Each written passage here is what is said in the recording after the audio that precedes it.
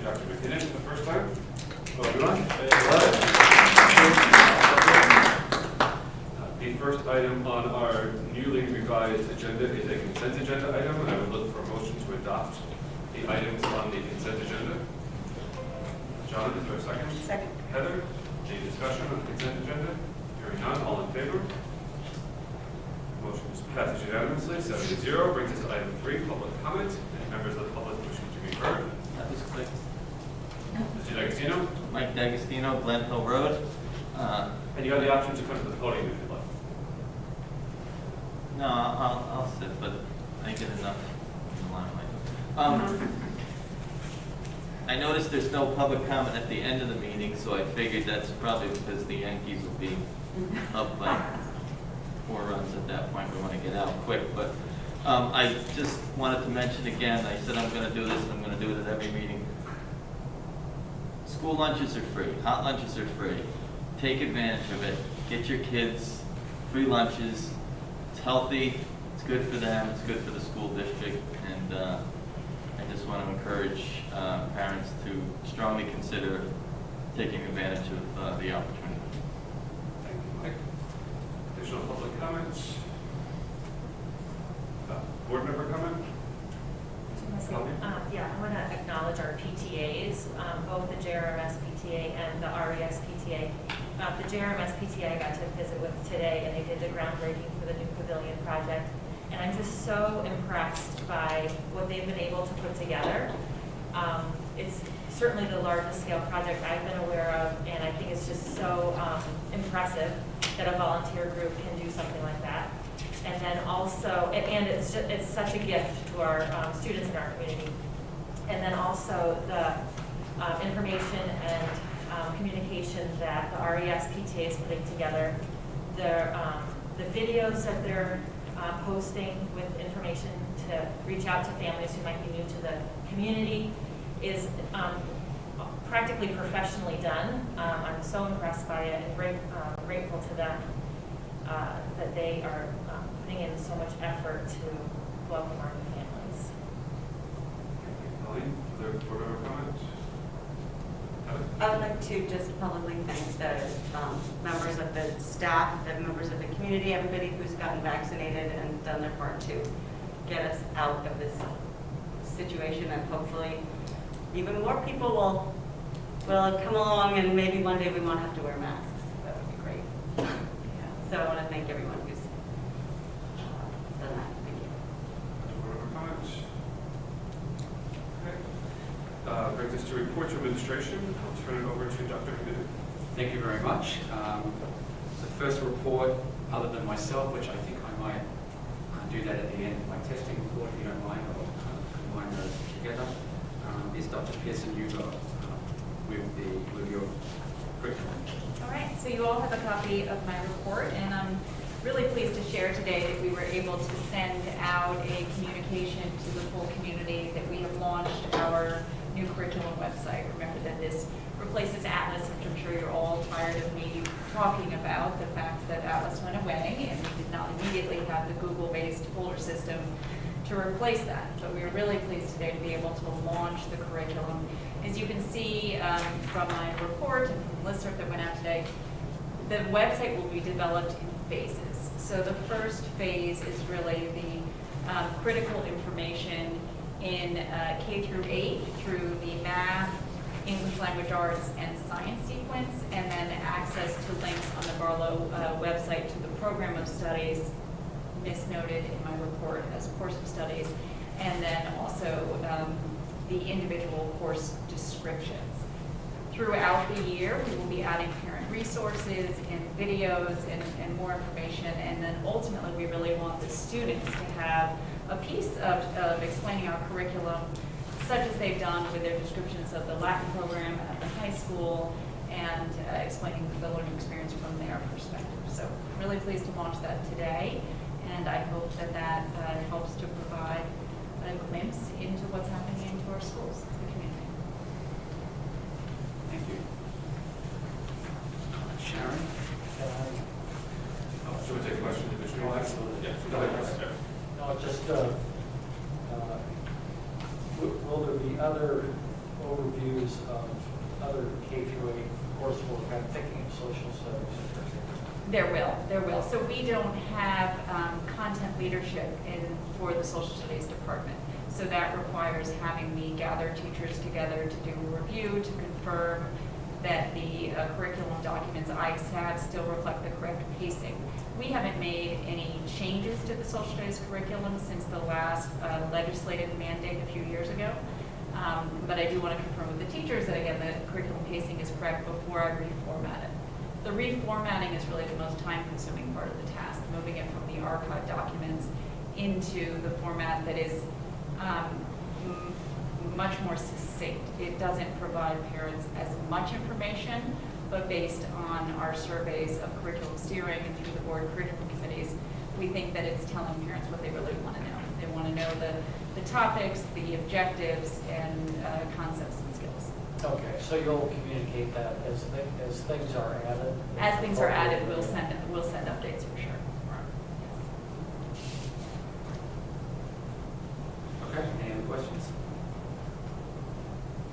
Okay, thank you. Sharon? I have to echo how wonderful our PTA is, not only with their communications, but with all the wonderful events that they're planning and the involvement of our families, new and old. So I appreciate that you said that. I have shared with you in your packets the grade level reports for September from our team leaders, highlighting the many happenings in our classrooms, pre-K through 4. And as you can see, there are several commonalities in the focus areas for the month of September throughout the grade level. First and foremost, we've all been working hard to develop relationships within the classroom communities. Some of our students, the younger ones, are first time in school students. So they are really emphasizing what it means to be a responsible member of a community, how that looks, emphasizing collaboration and student participation and sharing. So these are all skills that need to be directed and instructed with many of our young ones. And others have joined after being in Cohort C, or homeschooled. So this is an important time and an important part of what we're doing, and it takes a little bit longer perhaps this year than it might have in the past. Routines and procedures are part of this, and expectations for behavior across the building. Academically, all the classrooms have been implementing math in our new Envisions resource, literacy, reading and writing, as well as science and social studies, all fully implemented, with some assessments beginning as well, in literacy and math in particular, as well as intervention. I would turn your attention to the photo on the front of my report. It is one very special event that we had recently, Pinwheels for Peace. This was a really special thing that all grade levels took part in, pre-K through 4, and thanks to some staff members and particularly to our general music teacher, Maddie Baker, each grade level created a pinwheel, and in the front of our building on the lawn on Hometown Road, you'll see the word peace spelled out, as well as 2 peace signs.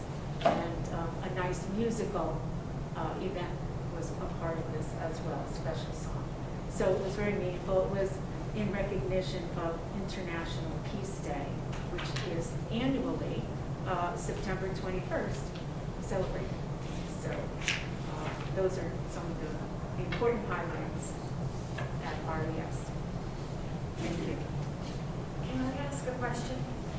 So, Sharon, this report reads a lot like normal life to me. It's very reassuring, actually, that this seems very, typical of what my daughter experienced in RES, and I'm grateful for that, even if it's taking more time, which of course, it's just my opinion, but it is, of course, to take the time that you need. What I'm interested in understanding is if there are areas where it's not the normal experience, where our board could assist you in whatever way, removing obstacles, allocating resources, getting funding, anything like that, I'm very eager to hear about. You know, I know you're new to the role, but you have a very experienced team Yes. with you, right?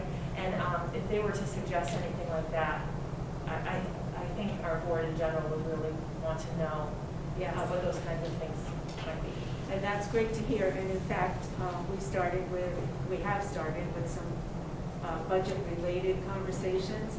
And it's interesting how we are reflecting on our needs right from that very source that you're referring to. And I'm sure you will be hearing Okay. of some of the things that we feel we need now. Okay. Thank you for that. Any other questions? Yes. Yeah, I asked this last time, and I'm just struck again by the disparity between the actual kindergarten and projected. And just wondered if you had any chance to develop any insights. You're struck by the kindergarten and the what? The kindergarten enrollment Yeah. is so far off the projection. Yeah. And I was talking with Dr. McKinnon about that briefly, yeah. Yeah, and my only, but it's just pure guess out of the air, is, some number of kids being held back, because that's the time when you Yeah. can sort of choose whether to go to kindergarten or stay back for a year. Yeah, I have no idea, only that it hasn't. It could have an impact in future years. That's Yeah, I think we're actually just beginning to see some of the impact that the COVID experience has created and is still creating. And I think you're probably right, that there are parents, who have felt, particularly with looking at birth dates and so on, that under certain circumstances different from those we're in right now, they might have sent them. I don't know how your projections are actually done or when, so that could have had some influence as well. sure. And I didn't mean to say held back. No, I Held understood out. what you meant. Right. And I have had a couple conversations with parents about some of this and the entry to school. For example, in our preschool, we had today is only Tuesday. Just yesterday, we had one of our 3-year-old groups added to.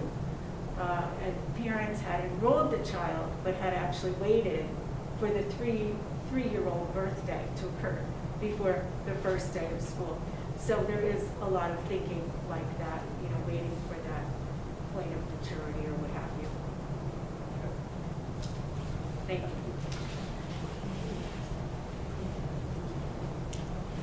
It is interesting that the projection for pre-K was 29, and the actual as of today is 44. And I know that some of my colleagues in surrounding towns, different superintendents, they actually had to increase the size of kindergarten classrooms this year, because last year parents decided to hold their students during concerns about COVID, and they can only hold them so long, and so they sent that. So it would be interesting to explore that difference.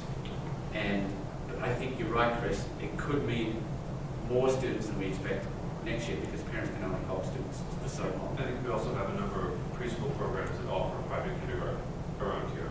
And so students might be going to that daycare or that preschool for kindergarten, and they will arrive for the first graders. We could see them pop up that way. So this, I don't know if anyone's mentioned this to you before, this gets a lot of attention. I'm sure, I know, and I know what. Okay, because it's numbers. Sure. And People love numbers. People can associate a head, a face, not a face, but like a child Sure. with these numbers. Right. So, the 15.2, people rule a lot, that like average number. Of I course. really want to know what is going on with that 15.2. So, Right. that's just it. And I don't know this question yet, but I would love to look at, do you have any policy around class size? Or is it, is it policy? Is it recommended guidelines? Is it desired? numbers. We've had discussions about whether or not we should have a policy. It For was years. decided that no, because then what if we want to go against the policy for whatever reason? It's an evergreen argument about whether or not to have the argument. Yeah. So we decided, Sure, we have a lot of we those. have Yeah. discussions. No, and I can see why. And we'll have it again in January 3rd. Or Or forever. Okay. All right. Thank you so much, Sharon. Ms. Ward?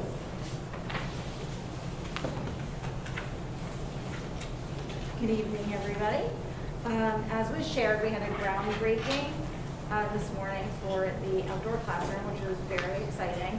I can't take any credit for it. It was all in the works before I got here, so I just had to say yes a few times in the last few months, and it was very exciting. We even had some clearing, so we could really get a good sense of the entrance to the outdoor classroom, so we're very excited. And by all projections, we should be able to use the area come the spring. So the kids are also really excited. It was nice to have Bonnie Spees' STEAM class there and a couple of other students in the art club who actually raised some money towards the outdoor classroom project as well. So that was fun to see this morning. All is going well at John Reed. I had questions last time about class size, so I provided you some numbers for the, what I like to say, the 5 core, including the world languages, the fine and performing arts, and the PE health and wellness classes for your information. That's included in your board report. We have a few exciting things going on at John Reed. One is Cyber Patriots. We have a new 8th grade science teacher at John Reed, Mr. Ryan Holmes, who has brought to us Cyber Patriot, which is something that he's been involved in other districts, and he's assembled 3 teams. We're very excited that he was able to field 3 teams, and I was able to observe students in action the other day, and it was so, they didn't even know I was in the room because they were so engaged with the activity, which is really trying to solve some problems around, entry problems around cybersecurity. So we're excited to see that continue throughout the year. In terms of some normalcy too, we're bringing back the 8th grade Project Adventure field trip where they go up to the base of the Appalachian Trail up there. So there will be 2 trips in the fall, 2 trips in the spring. Reasonable numbers on the buses because we divide the class by 4. So we think it's a really safe and appropriate trip for the 8th graders. So it's nice to bring that back to the 8th grade year for them as well. We hosted a principal's coffee last week. It was a small, intimate discussion. I do think that I probably could have sent out another communication. It was on the calendar, but maybe another reminder, so we'll see when we do that again. But it was nice to have a nice conversation about some of the goings-on around here. We're also, this is not in the board report, but just as a point of order, we are holding a high school options fair coming up on October 15th for our 8th graders. So we're trying something a little new. Typically, we would assemble the 8th grade class in this room, in the community room, and they would hear different presentations from the area high schools, such as Henrietta Technical High School, AITE, the Regional Center for the Arts, and various schools. What we've looked at doing this year is providing it more in terms of a fair. So rather than a stand and deliver, we have students that can go around, sample the literature that's on tables, and students who are interested have a better format to actually access the representative schools and have conversations and a little bit more dialogue individually with the reps from those schools. So I want to give credit to Bianca Hillel, our 8th grade counselor, and Joyce Buteri, our 5th and 7th grade counselor, Bianca 6th and 8th, but Bianca really brought that idea to us, and I'm looking forward to that. So I think it'll be a little bit more engaging for some of our students who might be considering alternative options for high school. Another exciting thing is Wingman is also back. So we were able to, through some of our grants that are available to us this year, we're very thankful that we were able to bring Wingman back. So we'll really, over the coming weeks, we're looking to accept applications from 7th and 8th graders. And it's really aligned to our school goals in terms of allyship and student empowerment to create a positive school culture. So Ian Hockley is here via Zoom to present, and he's part of the Dillon's Wings coming out of Sandy Hook Promise And he was able to present to the 7th and 8th graders to encourage their application process. And so we'll be considering applications after the 22nd and get raring to go for that program here. So all is well. Things are, as we said, business as usual to some degree with the masks on, and we're just really excited to be able to provide these activities for kids this year. I will add too, our pile in the back of the school is gone. I've been monitoring. I think just by the skin of our teeth, but it's gone. It, garbage. Thank you very much. Yes. Thank you very much for this too. You're welcome. I love when I speak and then someone responds with it for data. It makes me feel very important. And then the pile, of course, as well. Yes, we try our best. But I have the same comment that I shared with Sharon.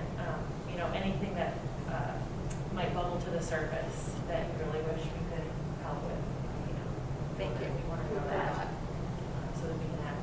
Thank you.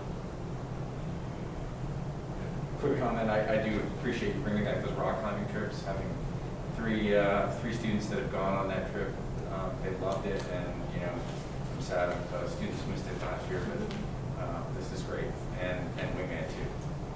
It's a lot of good news here. Hopefully you can Yes, fun. it's all the good stuff we want to keep kids doing. And it's Right. like, I myself have been rock climbing up there, so I know exactly where they climb, Yeah. and I was super excited to make sure Me that too. happened. I Yeah. just- On that point, field trips, hopefully we can also take advantage of field trips just to our local resources, and if you get on the bus to go to Putnam Park and do local ecological and PE sort of thing would be helpful. I think that that's a treasure for the district too, Yeah. because I was made aware of that just in terms of the bus company. And Yeah.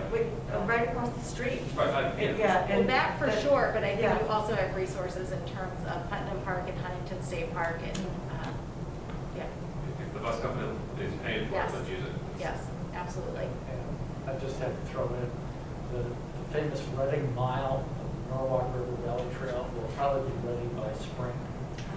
Wow. Fall spring, which is not only close to my heart, it's close to my house. Very much. We'll stop by for. Which is great. So you're gonna lead us on the hike. Yeah, you should serve lunch. How much did you have to donate to get right here? No, it's just the way it worked out, but the fact is, it's a short, they call it the Reading Mile, it's actually a tad less than that. Yes. And it's gonna be a nice place to go. Yeah. We were also fortunate, the Reading Land Trust folks were here at the end of the summer, they were back again. I don't know if I shared that last time, but they were clearing a trail that we all found out. Some folks who've been here for far longer than I have didn't know the trail was back there, so we have access to the Saugatuck River Trail across the street, but behind us, the Reading Land Trust property, and they were nice enough to drop off hiking books, the trail maps, and they went like hotcakes. So those trail maps are in everybody's hands here to get us out back too. We're very fortunate. Thanks, everybody. Thank you, and Mrs. Jen Henkel is going to present Joe Conte. Hello, it's nice to see everybody. I'm presenting in the place of Jen Del Conte. She wasn't available this evening. You all have a copy of the board report of the special education numbers. Are there any questions about it that I might be able to answer? The numbers are staying fairly stable. You would see. No? Wonderful. Oh, yes, sir. Yeah, Chris just sent an email about 5 minutes ago. I think we were sitting here, or is that from earlier? Possibly. You're talking about withdrawals from school, Right, so withdrawals from, the district. oh, I thought it was withdrawals from special ed. That's full withdrawals from the district. All right. Withdraw my question. Wonderful. Jen Del Conte did ask me to update you on one thing, just to make sure that the Board of Education is aware that Connecticut is rolling out a new IEP. It is going into effect July of 2022.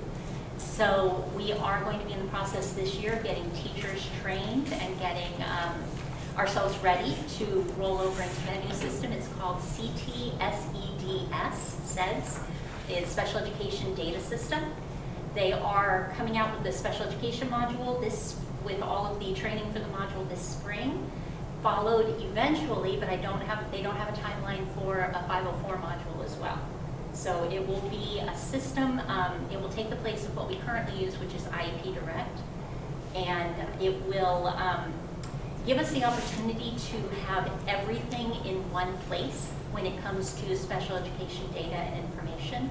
So we will be able to upload everything into the state portal, and it will be there for parents to access. It will be there for us to access, but it will all be in one place. It will take away the need. Every October 1st, we have to do what's called CDAC, which is our time to tell the state what our numbers are.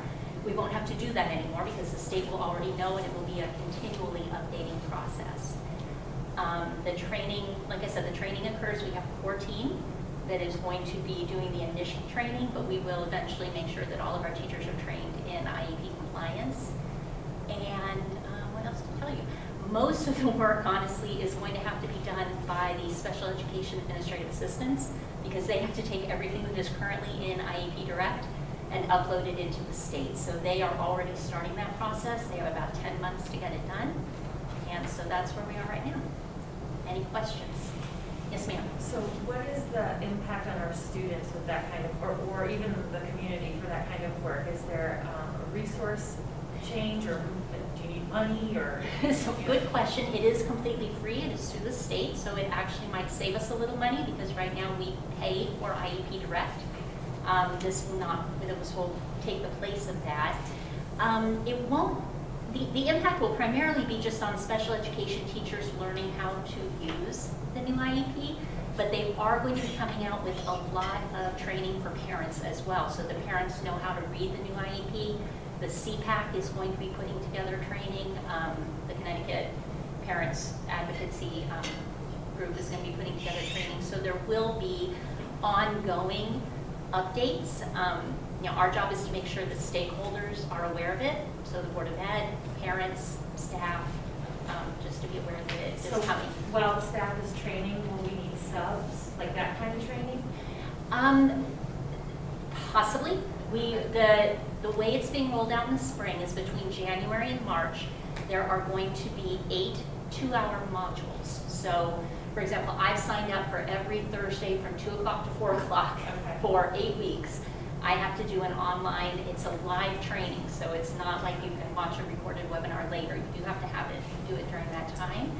Not every teacher is going through that in the spring.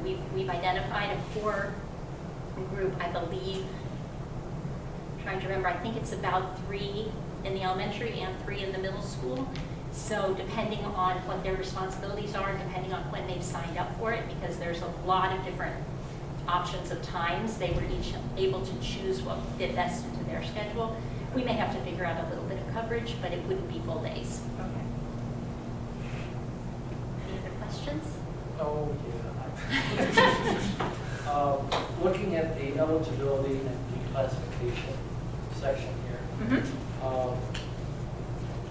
and also the referrals, is there any significance to the number of referrals going up by, a noticeable amount, and the number of declassified and exited going down? I mean, is it just the normal ebb and flow of the way these things go? I'm wondering if there's any change in criteria or external, factor at work.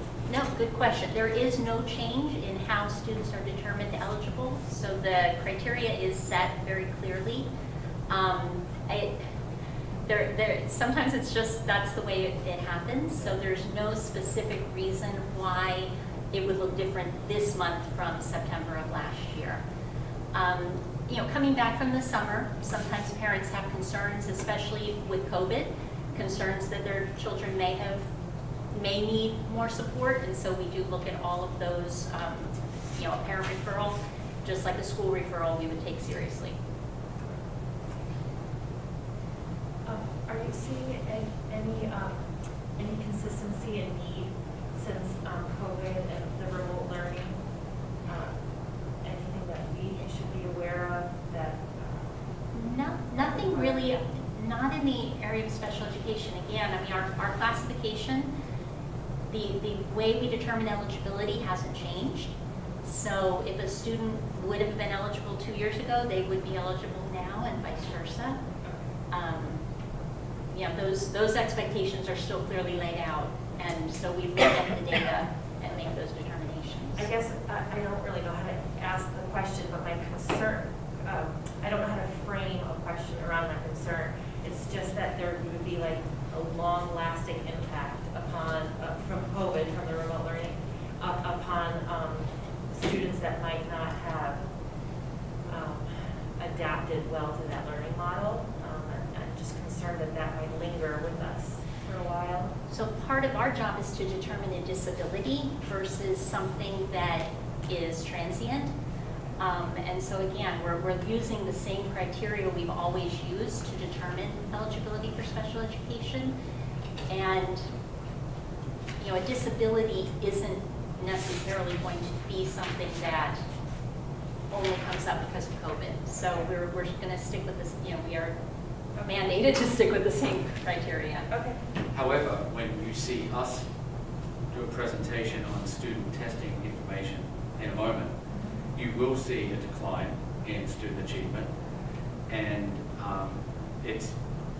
we still don't have all the answers around how long that decline will last and the acceleration that we need, and what are the steps we need to take out of this, what we need to work on, right? So that's a really good question, and I agree with Ms. Hankler, the eligibility criteria haven't changed, but you will see a decline in student achievement anywhere from 10 to 20%, depending on the area in ELA and math, depending on the grade level. And you'll see that not just in Easton and Reading, but you'll see it across the region, and it's very much associated with the pandemic and the impact on student learning. So you'll be able to see that impact in just a moment. Thank you. Any other questions? Thank you.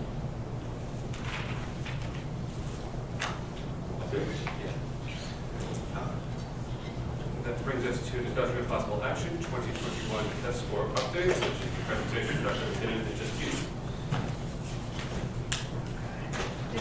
Dr. McKinnon, will you have your report first? Was that going to go? He's going to put his report at the back end of the presentation. My report actually isn't a report, it's more of a presentation. Oh, sure. Yeah. Oh, yeah.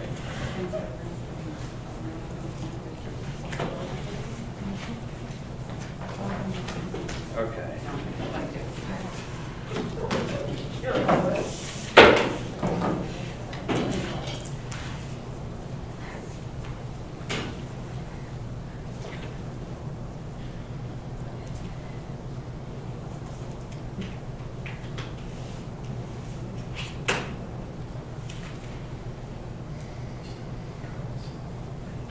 Okay. Well, good evening, everyone. We're excited to present these data to you. I will go through a series of slides, and Dr. Pearson Hugo will also be working with me and will be tag teaming on a couple of slides as well. We all deeply care about student assessment and student learning, and so therefore the way we measure student learning is very important because it tells us a lot of valuable information about where students are, how much growth they need to make, and the impact that our programs and our curriculum and our lessons are having on student achievement over time. So the presentation tonight, we're going to deliver it in two parts. Part A is really looking at giving you a snapshot on there are different types of assessments that we use in schools. We'll talk a little bit about the Smarter Balanced test results, which are our standardized test results that we administer in grades 3 to 8 in reading, writing, mathematics, and science. And then we'll talk about some next steps, some preliminary next steps. However, tonight's presentation is going to raise more questions, and we're not going to have all the answers tonight, and so therefore we do plan on presenting a part B to this presentation and working with our administrative team on what comes next. So part A is tonight, the types of assessments that we use and looking into some standardized results. And then I would like to look in November about what other formative assessments the district uses. I'll introduce what that means in a moment. And then also start talking a little bit about our district and school goals as a result of some of the information that we're learning tonight, and some of the assessments and learning criteria that we're working on in schools. Okay, so part A and part B, and there still will be questions, I predict, that will have to move to next month's presentation. So we're aware that there are a number of summative assessments that occur in the spring that are mandated by the state of Connecticut. Smarter Balanced is our current core assessment, and that is given in the area of English language arts and math. The interesting thing about Smarter Balanced, different from the legacy assessment, which was the Connecticut Mastery Test, is that the test is adaptive. So the students take the test on the computer, and it adapts to a student's success. So with each set of items, depending on whether the student is successful or not, the test will get increasingly more difficult or stay stable. That really sends the students quite an affirming message, so that we're not asking students to struggle through a long assessment, especially if it's too challenging, and it will keep those students who are quite capable more engaged in the assessment because it continues to get more difficult. So the adaptive test is certainly progress in the area of testing in the state. As Dr. McKinnon said, this is given in grades 3 through 8. In the area of science, the students take the next generation science assessment. That's given only in grades 5 and 8. For our K through 8 schools, it's also given in grade 11 at the high school. That's administered on the computer, but it is not adaptive. The students have different tests. So I might have a different test than the person sitting next to me, but it is standardized so that the content is all aimed at the same set of standards, and it's the same test for all. The students take one test for math that is adaptive, as I said, and one performance task. And the English language arts test is one assessment. Because it's adaptive, it might take each student more than one testing session to complete the test.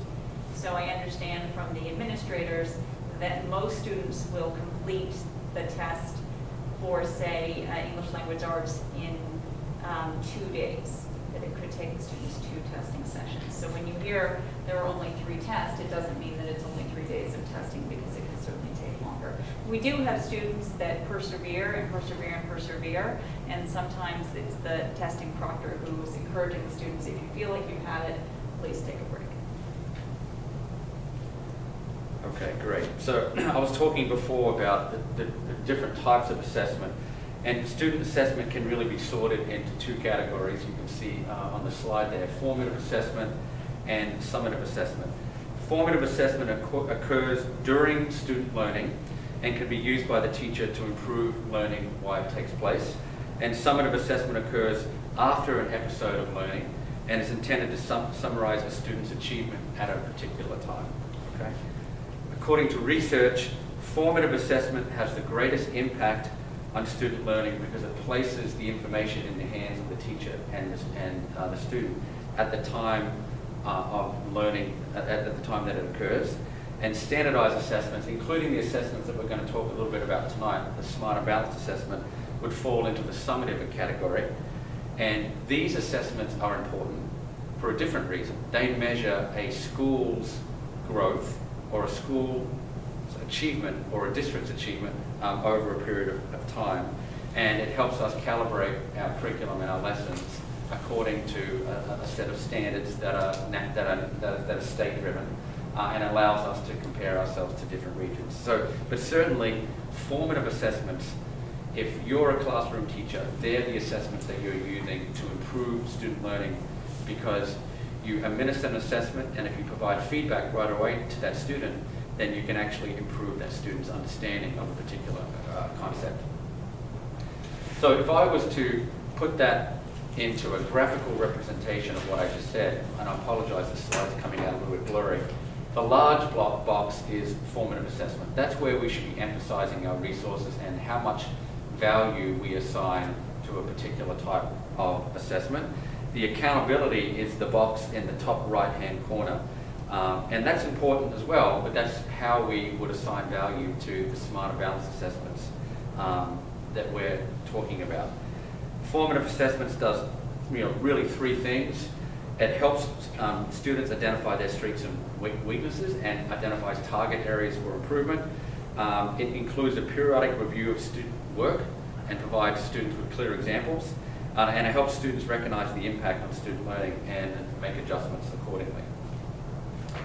So this is just an example of the types of assessments that would occur in a year along a series of units. And you can essentially see that there are a lot of assessments that are smaller assessments that occur within a unit, right? So Unit 1 in green, Unit 2 in blue, Unit 3 in green, Unit 4 in that kind of maroon color.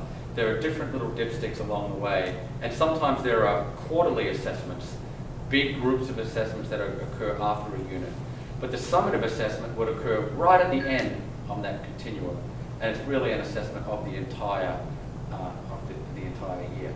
But really good school districts are measured by the formative assessments they have designated in the curriculum and over time, and how we use formative information to guide teaching and learning.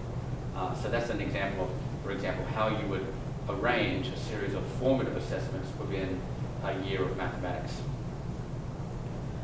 So getting into the actual results itself, Dr. Pearson, you talked a little bit about that there are English language arts, science, and mathematics.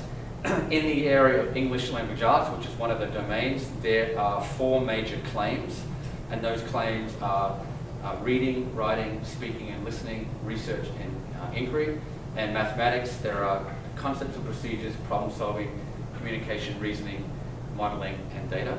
And based further on those claims are broken down further into targets, which are examples of actual skills. So when we look at testing information, we look at these broad claims, but then we also drill deeper into actual targets and skills, and we want to know whether students have mastered certain skills or not as well. The results are reported to parents, and the results that we're reporting to you tonight, basically that's a lot on that slide, but we report the percent at which students are at levels 3 and 4. Level 3 is meeting the achievement standard, and level 4 is exceeding the achievement standard.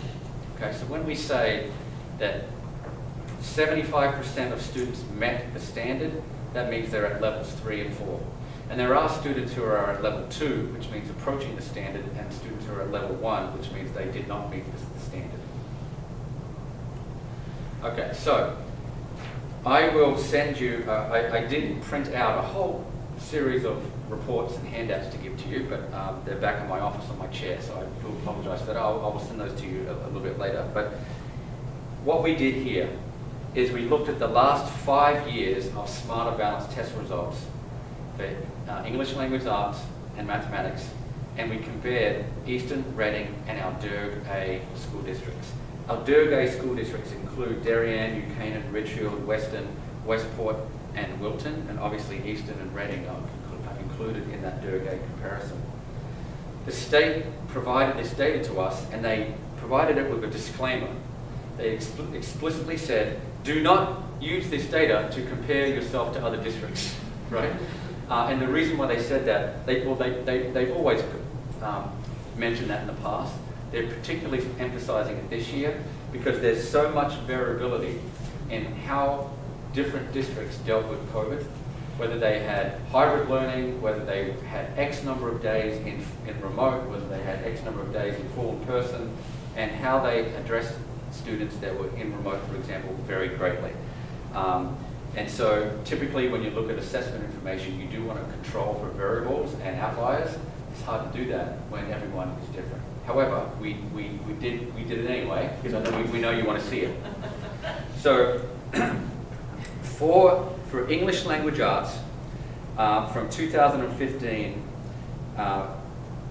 Reading scored 79% at goal. The following year, we were at 76%. The following year, we were at 79%. And then the year before the pandemic, in 2018, 2019, you were at 79% again. Following the pandemic, Reading is in the grey bar.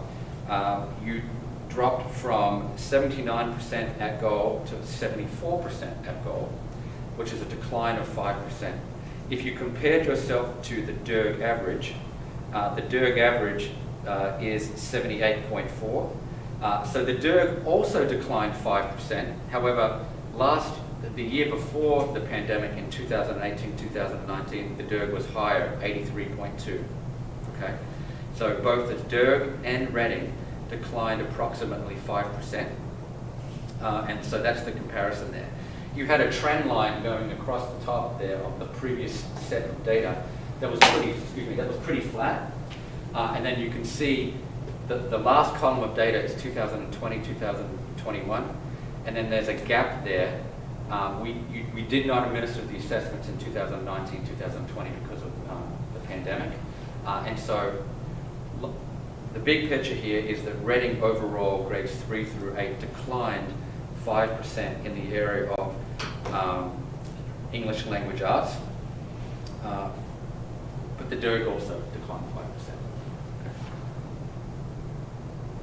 So if you looked at these data and you disaggregated according to grade level, there are a couple of grade levels that stand out. For English language arts, grades 4 and 7 declined the most by 11% and 10.4% respectively.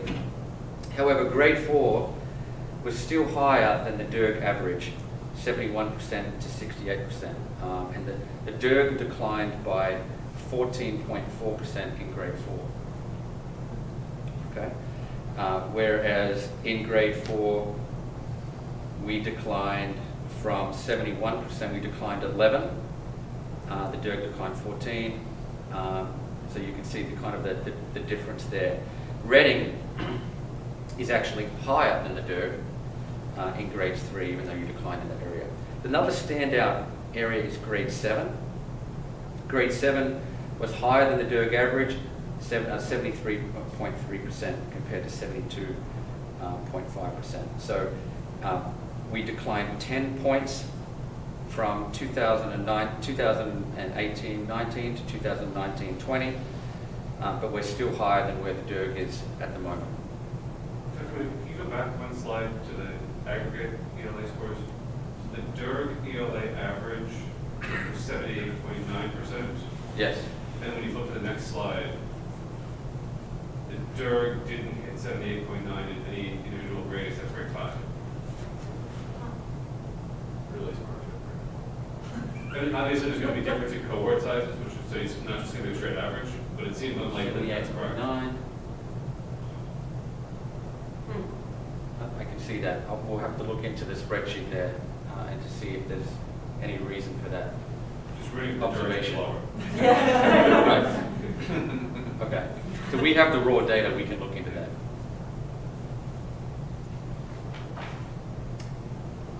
Okay.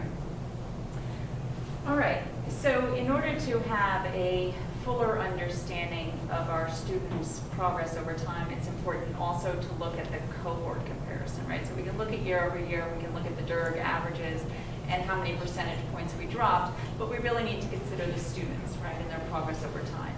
So this provides us information about the student groups. In some cases, you can see even with the year skip, the students were pretty much on par with their progress, and in other cases, you can definitely notice a drop. Of course, we don't have cohort information about all of the test takers, but beginning with the current 5th graders, we can see how they performed when they were in 3rd grade. That's Easton. Oh, I'm sorry. We're going to move these to the back. There you go. I am sorry. There we go. Not that I don't care about Easton.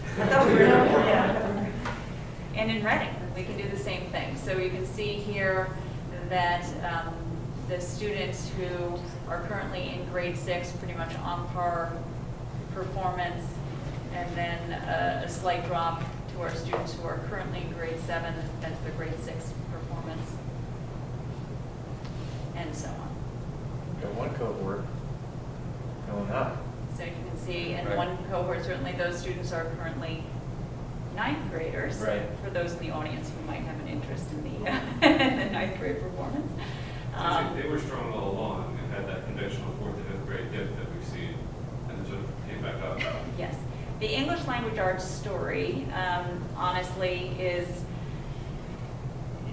generally very affirmative news, right? That the students either stayed stable or had a slight decrease, but there's nothing dramatic. The math story here in Reading, within the DERG and across the state, is more concerning. So with that, we will. And then, really from grades 4 to 6 is a drop from 83% to 75, and then grades 5 to 7, 80% to 73. So we have to take a closer look at grade 6 and grade 7 students there. Exactly. I'm very curious to see how our scores shake out with the change in departmentalizing fifth grade also. Yes, yes. And so part of this evening's presentation will be, as Dr. McKinnon said, to present the information and raise some questions. And then in next month, we'll hear more about some of the district assessments that have been administered in the first 6 weeks of school and how our students are performing on those assessments. Because in speaking with our building administrators, I'm hearing in some cases the concerns that we might have seen on the Smarter Balanced assessment were confirmed by internal measures. And in other cases, we say, no, we're seeing a different picture of the story of the students, and it's a good picture, right? That for whatever reason, on the day that they took this assessment, they were not fully engaged or not giving it their all. And coming back into the school building this year, we're getting a more comprehensive picture, I would say, of their achievement. Great. So now we're looking at our mathematics achievement for Eastern Reading and the DERG average. And in 2015, 2016, Reading was at 74%.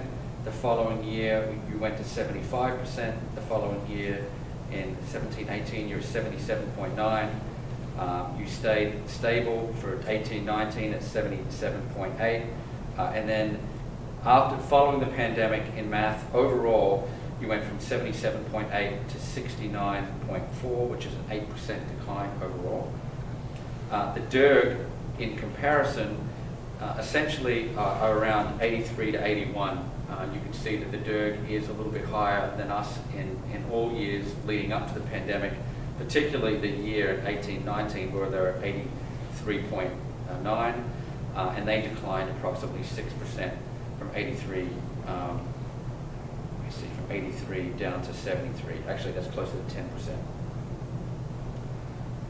10%. And Eastern is pretty similar to Reading in mathematics for the 4 years preceding, including the current year, 2020, 2021, pretty close, where Reading is 68.9 and, Eastern is 68.9 and Reading is 69.4. So one of the things we have to do when we look at this data and when we talk with our administrative team is if we are at 69 right now, what should our goal be next year? That's a really important conversation. Now, typically, you look at where you are achievement-wise, and you can look back to the prior 4 years. You can look at actual achievement, and you could hope that just like Reading did, 74 to 75 to 77 to 77.8, you're increasing about 1 percentage point each year. So what is our goal next year? Is our goal 78 to 80? Are we trying to get back to where we were before the pandemic hit? Or do we need to factor in an incremental step up? And that's something we need to talk about, that we need to talk about together, because no one knows the answer to that question. Typically, you aim for 1 to 2 points growth a year. So can you really expect a 10% growth? Or will students catch up just through our curriculum acceleration efforts and the work that we're doing this particular year, right? So that's the question that I don't know the answer to. And some of that will come with a better understanding of the specific areas of need. So for instance, at the elementary level, we saw last year that the weakness was not necessarily in their understanding of concepts, but in their ability to calculate well. It's much easier to remediate calculation than it is to remediate a weak conceptual understanding. So with our internal measures, we hope to be able to set targets that are realistic for students and will inform our instruction as well. So this is the kind of the impact of COVID-19 on learning, looking at the year 18-19 to 2021. First of all, let me just draw your attention to grade 3 in 2018-2019 at 89.9% is certainly extremely high. That is a wow score. That's the pride of Reading. What are they, our 6th graders now? That is, so that was grade 3 in 18-19, so those students will be in grade 5. The grade 6 today, the grade 5. Grade 5, Yeah. Yeah. So that's just, so you do have some really high quality programs when you're seeing scores like that. So grade 3, the large declines in math in some grades here. Grade 3, I would say from 89% to 74.5%. That's a 15-point drop if you looked at kind of year to year. The DERG went to 73.7. The DERG dropped about 5.8%. Grade 4, 86%, dropped down to 60% the following year in grade 4. That's a 25% difference. The DERG declined also significantly there at 16. So this is the type of information we need to study along with the cohort data, to start drawing conclusions and to start making plans about what our next steps are. 7th grade cohort improved. And 7th grade, right? It went from 70.8 to 76.7.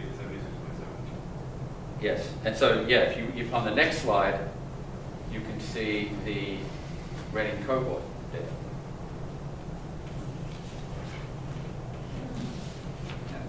Yeah.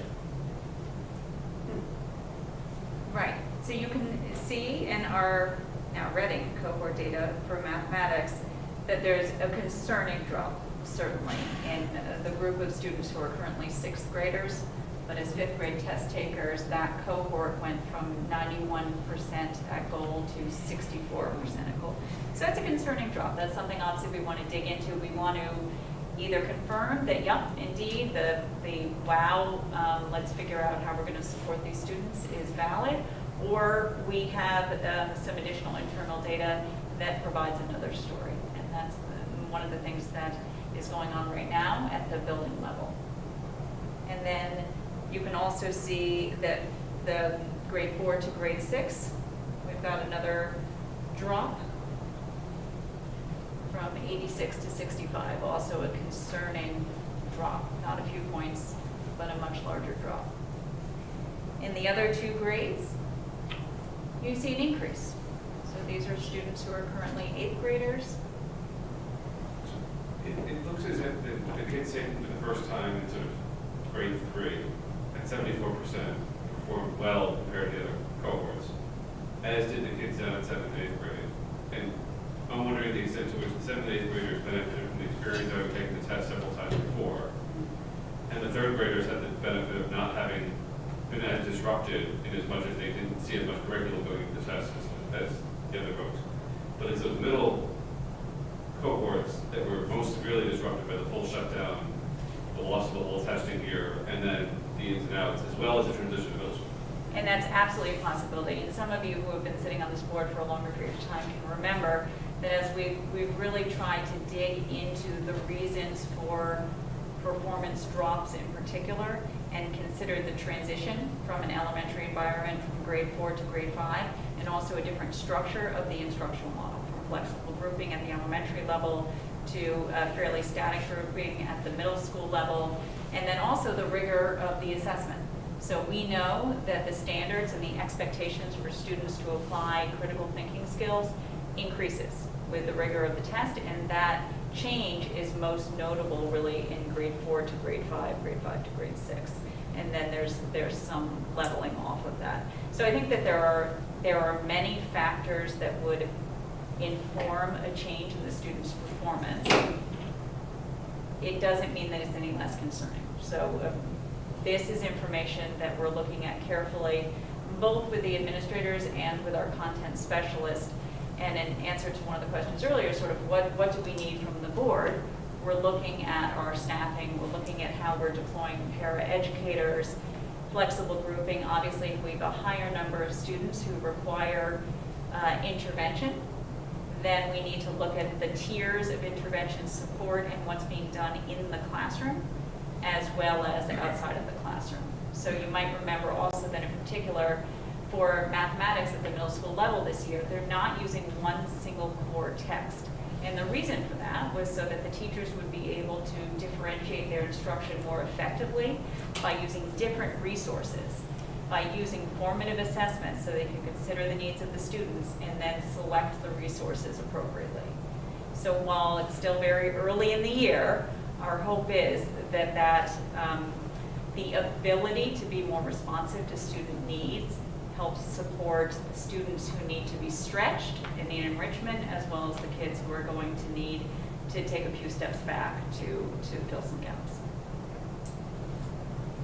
Okay. All right. Oh, are you reporting science? Oh, yes, I'd be happy to report science. The students also take the science assessment in grade 5 and in grade 8, and you can see our performance here. There's nothing greatly concerning in the science performance. No, there's nothing there. Does the DIRC not do a science assessment? They do. Well, We just it's didn't not pull in the standardized. DIRC average That's for right. science. You know, I mean, I will say just honestly, one, we know that we are so fortunate in Reading to have the leadership of Rebecca Richards as our science technology integration coach. And we also made a major change in our science curriculum not too many years ago that really engages students in a way that helps them to think about what they notice and what do they wonder, and uses inquiry as a method of developing conceptual understanding. I might have imagined that during the pandemic, with less hands-on, we would have seen more of a decrease in the students' achievement. So I can't say I fully understand the students' performance at this point in the year, but we're pleased that there's not a dramatic decrease. We can get you the information on the DIRC, because I'm interested as well to see whether we're similar as well. So, Will there be any kind of like a national assessment, we compare ourselves to the schools in the DIRC, but how do we compare to other schools across the country? So the NAEP assessment is the National Assessment of Educational Progress, and districts participate based on random sampling.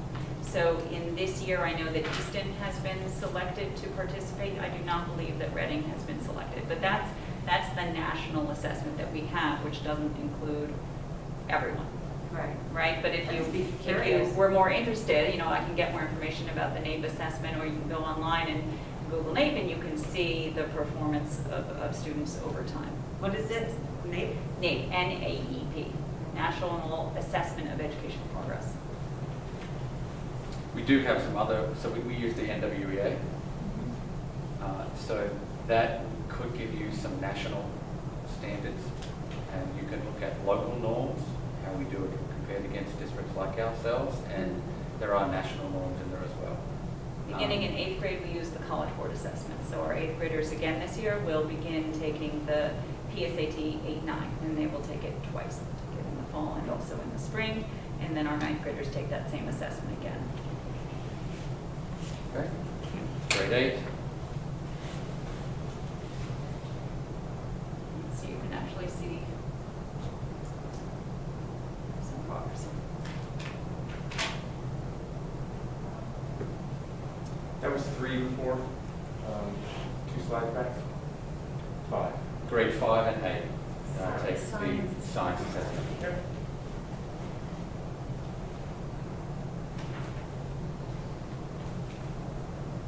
Okay, so here are some next steps.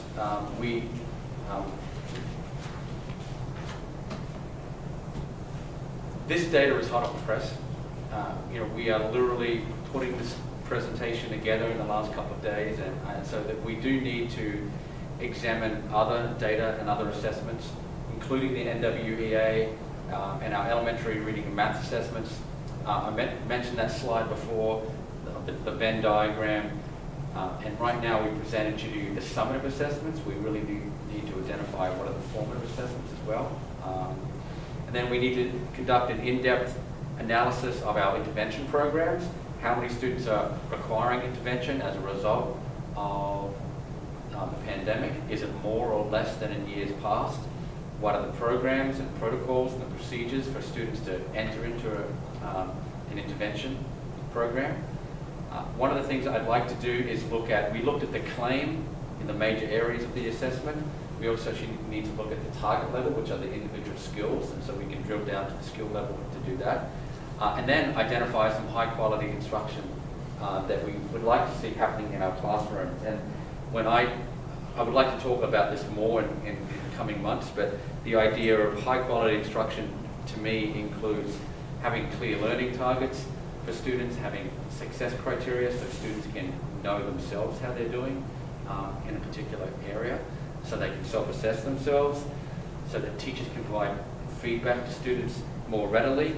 I'd also like to take a look at how we're looking at critical thinking and higher thinking in our classrooms, and the types of discussions that we're having in our classrooms as well, because all of those things together form a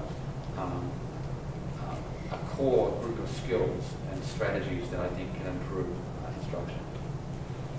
This is just a visual of drilling down to the bullseye, which is specific skills, which are called targets as a result of the Smarter Balance assessment, and we'll provide more information about that. So tonight we talked about the types of assessment, the Smarter Balance test results, and some next steps. In November, just to touch base again, we'll provide a little bit more information on formative assessments, some of those high quality instructional strategies, and we'll start talking about district and school goals. And then if there are any questions you have tonight and before November, we'll start to incorporate some of those questions into the presentation as well. This is a Colleen type question. Given, I think one of the slides back, you sort of referred to drilling down into the assessment data and understanding what's going on. And I assume some of that can get down to the classroom level, the student level, and then the sub-tests level as to where we're trying to meet students. And the question relates to the capacity we have, that level of data analysis, and what additional help you might need to make sure that we're meeting all of those data needs. Well, I can tell you right now that there's a person in this room that helped us drill down to get that data, and that's Sarah Stefani. And she was very helpful in analyzing the data, capturing it, and putting it into some spreadsheets for us so that we can make this presentation. But you raise a good point. There is no subset in this presentation. We did not provide information on special education. We didn't disaggregate to any other area, and we also need to do that and drill down. So typically, we lost 5 to 10% in our ELA scores, but we lost anywhere from 10 to 20% in math. My question I have, is that the same across our subgroups, or did certain populations of students lose less or more than that?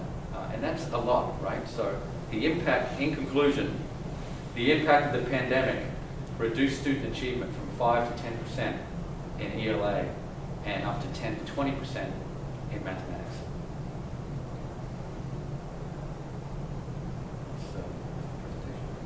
I think one of the most interesting topics you hinted at a little bit for the future was pacing, or how to get back on the pace and how long that should take.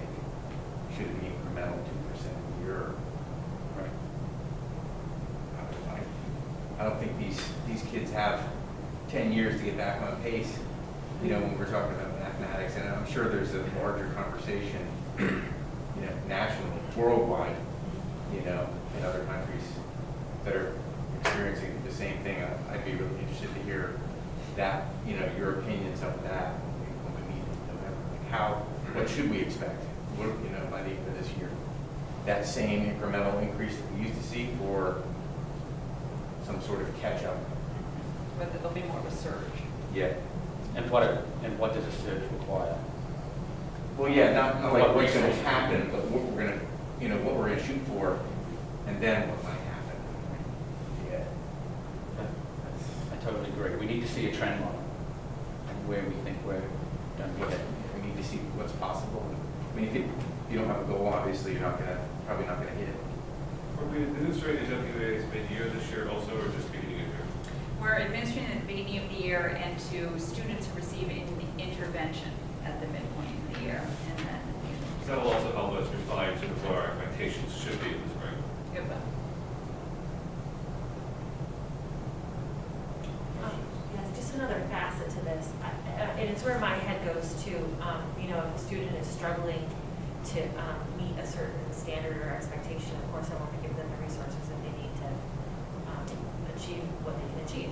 But also the students who are achieving per the test, but still a little bit not pushed for whatever reason, maybe because resources are being focused on the students who are struggling. Sorry, my glasses are fogging up terribly. Even if the school can't, even if our resources are limited in supporting students to really, even though they're getting the 3s and the 4s, to progress even further, still having a conversation around with students like that and providing families with resources or information about how they can help a student that would be in that situation, I think is important at a time like this, because I think with the remote learning, it worked great in some families and it didn't in others, and that's regardless of how well you do on a test. And so any information that you could have to help families in that situation, I think would be helpful. Even if we're, you know, I know we're public school, and there are limits to what we can provide, but I think that there's still there's a need among students who test well but are still in need of support, if that So, makes any sense. What we presented tonight was kind of a static picture of where our large groups of students are. This is where grade 4 is. This is where we are compared to the DERC. So really the big picture. What we didn't present tonight was more the idea of growth. And we need to work on and identify where we need to go, right? And what percentage of students need to have right now because they declined by 10%. But we also need to look at individual student growth. And when you look back at this slide here, right at the beginning, this is an important slide. The idea of student achievement is students fall into these buckets. They're not meeting the standard, they're approaching the standard, they're meeting it, and they're exceeding it. The students at level 1 and 2, they have an individual growth target set by a vertical scale score in the assessment itself. So they get a number. The number is, it's not going to mean much, but it's going to be 2024. That's a vertical scale score. A student who's at level 1 and 2, they need to grow much more than a student who's already at levels 3 and 4. So we actually calculate what the growth score is for each individual student. And that's something when we look at the individual targets and skills that students need to learn, we also need to assign those skills to where they are on that continuum. And some kids need to grow more or less. So if you're in level 3, you might only need to grow 150 points on your vertical scale score. But if you're in level 1 and 2, you have to grow 400 points and much more than anyone else. So that's the kind of internal conversations that we should have as an administrative team and as interventionists. And Mrs. Hankler knows that this is the stuff that I really like talking about, because we can predict where students are going to make ground, and that's really important. So we didn't report growth, but growth is a really important concept to talk about. Colleen, I want to be sure I'm understanding your question. Are you talking also about students not achieving to their potential? I mean, yeah, that's like a parenting concern of the world, but like for our students who specifically impacted by remote learning, who you know, they test well, but they sort of have lost their motivation or something like that. You know, I'm hearing from families who are like, now what do we do? Right. And I'm sure there is there are resources that are available. It's just this is something new families are having to deal with. And so if there's information and support that can help in this situation, I think it's good. You know, I think there is a worry in families when your kid tests well, but they're still kind of just floating. Now what? Right now what do we do? And so I'm just trying to bring up that point. Like it's my mind goes help the kids who are struggling, who aren't, we're getting ones and twos. But I also think you have to remember. Yeah, students in levels 3 and 4, they need to grow as well. Yeah. But it's not just that, it's that they might test well at what they're doing now, but they'll get into the habit of not trying really hard because they're no longer motivated. And then 2 years from now, they're not testing well all of a sudden. Like we used to talk about lifelong learning and that like. Right, so But part of I- the story this year has to do with re-engagement. Yeah. And how are we drawing all students in now that they're back? We're trying so hard to reinstate some of the learning experiences that were either very modified last year or didn't exist at all. So we're hearing about field trips and also clubs and activities, things that in some cases really engage students in a way that while it might not be a core academic, because they're more engaged in the learning process, then they might be more likely to then be fully present in their math class for their language class. And then a really geeky question. Is there a rule of thumb for a statistical difference in these scores? Like, I care about the scores, and then I also don't, because what I'm thinking in my head is that 78.9 could really be a 76.8. There's like a range. Everybody tested again tomorrow. Yeah, there's like a Especially in a district with such a low end, About where every number. student is a percentage. So when you look at those numbers, is it like plus minus some confidence interval, or like how precise, I think is the word, is that number? I think, getting back to what I was saying before about the difference between formative assessment and summative assessment, and the summative, these assessment results are already 4 months old. So this is just a snapshot 4 months ago of where they are right now. I wouldn't focus too much on the 1 or 2 points they may be off. Because this is in social science research, this is a statistical enterprise that you do when you look at data, right? You take out the outliers, you control for variances, you develop a confidence interval, and you say that this test result is significant to the 0.05 level, or this is highly significant at the 0.005 level, or the 0.01 level, right? And so that is really geeky. And I know we could probably talk about that. We would like to talk about some of this stuff. But really, we should be focused on the big picture of these kids dropped 10% or they dropped 20%, whether they dropped 9% or 18% is not a difference we should worry about. But I do appreciate the question. Well, this is also why triangulation of data is so important. Yeah. Because in 2021 in particular, last spring, this is why all the cautions exist. You really could not control the many variables that may have played a role in a student's performance on the assessment. And so that's why it's that much more difficult to say this is statistically significant or this is it. So you could look at the numbers and certainly with a 25 point drop, you say, well, of course something statistically significant.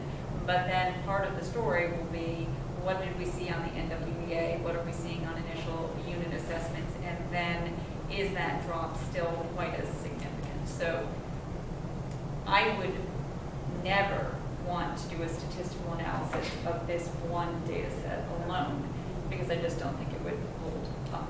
Because then you look at reliability and validity, and then you get a value about whether this is even reliable data based on the different learning environments that students were involved in, and so on. You could have had like a whole subsection of kids that were quarantined, like a whole bunch of kids from like 1 or 2 classes that were quarantined just before the testing or something like that. We had some students who took the test remotely, not many. We Right. had some that took the test remotely. The state has done some analysis of the performance of the students who took it remotely. In some cases, they achieved better. In some cases, they SAT course. Right, we don't know how many of those kids were like, they wanted to be in school and for some reason they couldn't be, and so. Yeah, couple things. First is to go back to your point about the kind of the universe in any given grade is so small. And did you say N? Yes, the N is very small, so each student potentially is a percentage. Right, and so I guess the answer is you have to take that into account as well. I mean, I remember from my, youth sport coaching days, everybody knew that this particular grade had a bunch of really good athletes and the next grade down didn't, okay? And it was just, and the universe was so small from grade to grade that one or two or three could affect the aggregate numbers, which to me emphasizes the importance of cohort analysis, right? Rather than just 7th grade this year. Track the students over time. Right. My second question is wildly different, was just to understand the adaptive test. I'm assuming, when I took tests, Heather would get a 96, I would get a 42. That was it. The same questions, she did better. With the I'm assuming that the adaptive test somehow calibrates such that it can tell you whether the person is at level 1, 2, 3, or 4 based on the progress they've made in the gradually more difficult Yes.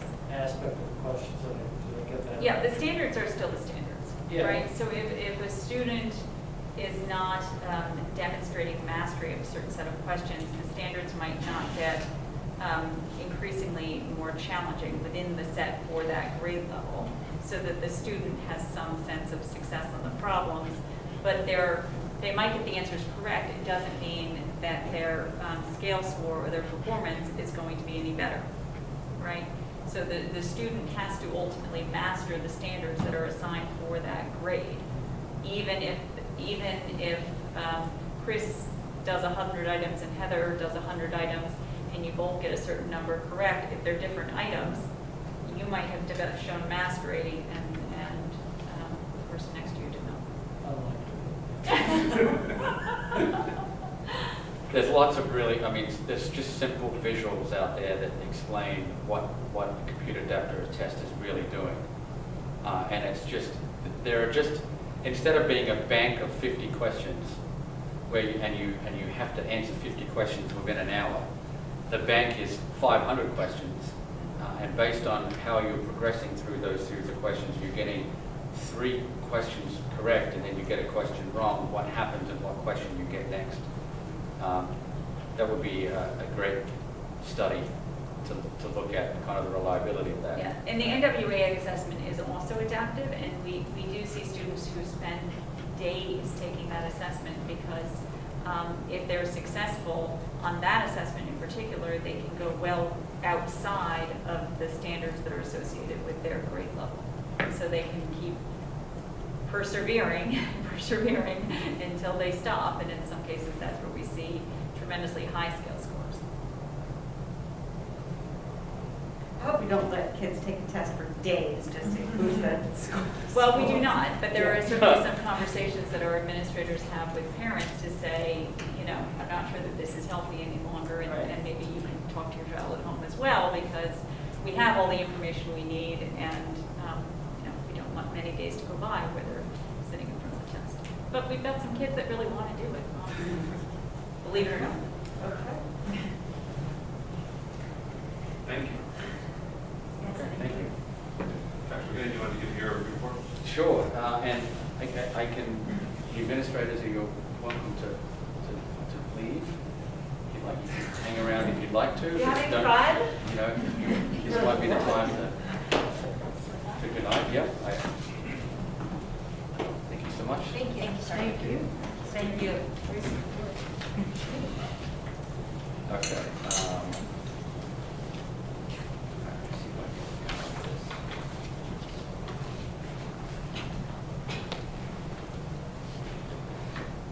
So, let me see here. So in terms of my report, I'd just like to kind of present a survey that I administered in the first week, just a brief effort at collecting some initial data and my first impression so far of the district. Again, the survey is just a snapshot of a series of questions. I would be, once I get more time, I'd like to actually conduct a series of focus groups with different stakeholders about the school system. And the types of focus group questions I'd ask is, what is your ideal school? What do you want to preserve about this community? What would you like to change? What are the skills positions of a graduate in this in District ER9? What should be our next level of work? These are all the questions I'm kind of interested in. So these are some of the questions I asked just recently. This survey was sent to all the families in Eastern Reading and Region 9. The survey response was 249 people. I would hope that survey, once I start sending out more regular communication, that we get around 700, 800, 900 families. We get a much larger end. But I looked at kind of, first of all, what schools do your children attend? I asked the question, what is the best way for the district to stay in communication with you? And overall, most people said by email, then text, and then it kind of trailed off. They will also tell you they get too much email. Right. Okay. And maybe that's why they didn't answer my survey. This is an important question because one of the things I do plan on doing is developing a communication plan, which really, this to me, a survey is one directional, right? And that's why I think this is important to get more two-directional, to have more conversations with families, because I really do want to see social media increase, because that to me is a really good way to kind of stay connected with families. Another question I asked is, how well informed do you feel about issues impacting the district now? 7.9% extremely informed, 32% quite informed, 53.9% somewhat informed. So I would love to take this as a baseline data point and then build on this. This should be one of my superintendent goals, and we can reflect back on this question and ask it again in the spring, and hopefully that there's a change there. There are adequate opportunities for me to express my concerns about issues impacting the district. 7.1% agree, 63.9% agree, about a quarter of the stakeholders said they disagree. So again, this is another baseline data point I'd like to get more information about, because we do want to make sure we validate and people feel like they have influence over their education in the district. This is impossible to see, but what it simply says is that I selected 10 things, and I said, as a new superintendent, which areas should I prioritize this year? And I asked them to assign a vote. First choice, second, third, fourth, and fifth. To kind of rank these things in order. So there were high quality instruction, being visible in the community, homeschool connections, communication with families, special education, health and safety, social emotional learning, which included managing stress and coping strategies, curriculum, developing a strong vision for the future, diversity, equity, inclusion, and there were a couple of other examples. But this is kind of how I framed the question. And again, this is difficult to see as well, and I will send you this, but I was able to kind of identify by the most votes which category was according to the 243 people that answered the survey I should focus on first. So the overwhelming response on the left was high quality instruction and student achievement. That got overall the most votes, but also in the orange is the first choice votes.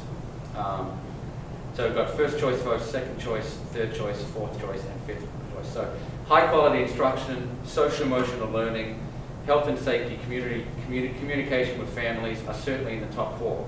Now, what's trailing right at the end is community partnerships. So let me tell you this about this question. This question is kind of flawed, right? Because It doesn't matter that this survey says community partnerships scored the lowest, and so therefore you shouldn't focus on those as a superintendent, because I'm going to anyway. But it does give me kind of a reference point to how people feel about those 10 particular items. And the diversity, equity, inclusion is in there, teacher professional development, being visible in the community, special education, and so on. So what I would do is, first of all, more people need to answer this survey. So I'm going to send it out again. And I want to see whether these trends change if I get a larger N. But then I follow up with focus groups around these topics. Exactly what do you mean that high quality instruction should be a priority? What does that look like, and so on. So that was an area I thought was interesting. So this is a kind of a starting point to the conversation. And as Dr. Pearson-Hugo mentioned, you need to now triangulate this data as well. And are there themes? Are there relationships between the data? I also asked a kind of an open-ended question. What do you love about your community? What would you see changed? And this was a really compelling question, because there is so much that the community loves about their schools. And it's really one of the reasons why I wanted to come and work here. Easton and Reading are incredibly gifted towns where you greatly value education, and everyone cares about student achievement, and then everyone's highly engaged in students doing well. And so that was something that I've collected every single response, and I'm not sharing them tonight, but that was certainly a major theme. Other questions were the school environments are supporting and caring. 7.1% strongly agree, 63.9% agree, 23% disagree, and there's a percent there that strongly disagrees. It's almost identical to the Yeah. Doesn't it? where can I have my concerns? Yeah. If my child requires support, there is someone at the school that can help him or can help them. 32% strongly agree, 56% agree, 9.6% disagree. How confident are you in your ability to support your child's learning at home? 27% of you are extremely confident. I would like to meet you, because we do have some job openings. 34% quite confident, 30% somewhat confident, and there's 8% not confident at all. I actually thought that would be higher, but that's interesting. There are high expectations for children in this district. 28% strongly agree, 61% agree. If you put those two categories together, strongly agree and agree, that's 89%. So there are extremely high expectations for children in the district, and I think that reflects the confidence in your educational system. I think that's good news. Does your child feel like they belong at his or her school? Tremendous belonging is 48%, somewhat belonging 50%, and there's no belonging at all. So you add tremendous... There's an interesting perception gap there between parents responding to their children and what the children are saying in the climate survey. Yes. Yeah. So tremendous belonging and somewhat belonging, you put those two together, it's 98%. However, there are 2% of families that feel that their students don't belong at all, and that is something we really need to delve into. We don't have any way to, like, as you say, triangulate that data to figure out which students say they don't belong at all. There's no other... No, this survey was to parents. Yeah. And I could disaggregate and see whether there's a trend at each particular school. We don't know anything about them, so it could be that everyone who says they don't belong at all might belong to a certain subset of students or families. Right. But it's just critical that we know more about this. And this is just the surface level data, right? But we obviously care about the 2%. We're happy that 98% of students feel like they either tremendously belong or somewhat belong, but we're very worried about the 2% who feel like they don't. Teaching and learning are of a high quality. strongly agree and agree, put them together, that's greater than 90%. And I think that's what that means when you're in a Durgay school system. And that, again, that's why I'm here. It's just, you know, I think that's amazing. So next steps, I've met with the Eastern PTA. I've had a lot of conversations with Daryl and Jackie and the John Reed Middle School, the groundbreaking ceremony today. There are still many more groups of people that I still need to meet, and they're all very important meetings, so I do plan on having those conversations. You know, I feel like we had a great couple of weeks, and the students were really excited about a kangaroo, and hopefully they associate, you know, some guy in a blue suit with the kangaroo, and they had, you know, they had some fun along the way. But you know, it's been a great couple of weeks, and I feel like you know, I was out in the community, and then finally there are just some letters from students. Dear Dr. McKinnon, thank you for bringing, this is a third grader, thank you for bringing the kangaroo. I loved how soft it was. In my life, I never thought I would ever see a kangaroo that much. And dear Dr. McKinnon, thank you so much for bringing 2 kangaroos. It was so fluffy. I would say it was more fluffy than my dog, and my dog is not that fluffy. And my sister saw one baby kangaroo on 28th, 2021. She said it was so fluffy, and she took some videos, but thank you so much. You are a really nice superintendent for doing that. That was in 4th grade. So that's my superintendent report. Do you have any questions? I have just one comment. I want to make sure that certain families don't take some of that survey data and interpret it to mean that, like, you wouldn't prioritize special education because it wasn't ranked first, when obviously if your kids are not involved in special education, you probably wouldn't put that first. You're or exactly second right. or third. That's right. In the same way with, like, the DEI work, if you're not part of a marginalized community, you might not prioritize that. Right. So I just want to reassure any families that might be listening, or maybe you can reassure them that that wasn't the intention, and that, I mean, obviously you can't not do special education. That's right. Right, or social emotional learning. Right. You can't. I totally agree, and that's why I use the community partnership example. You know, that came last. It doesn't mean we're not going to strive to develop community partnerships, and that includes every one of the 10 priorities. And that was only a list of 10. Yeah. Obviously, there are a lot more priorities than that, but I do want to get a sense of what people are thinking kind of today, and then obviously we need to delve deeper into those questions with other questions, and engagement is one of the things that's really important to me. So hopefully you follow us on Instagram. That's my Instagram account, at ER9 District, and that's a district-wide Facebook account as well. Nice job on Instagram. Okay, good. I was chastised for liking too many pictures at once. You have to do that discreetly. Yeah. By your daughter? Yeah. Yeah. If there are no further questions, that concludes the agenda. We'll look for a motion to adjourn. Heather, seconds Steph. Any objection? Hearing none. We're adjourned at 9:08. And Mr. Riley would not like any updates on the baseball score. Yes, please.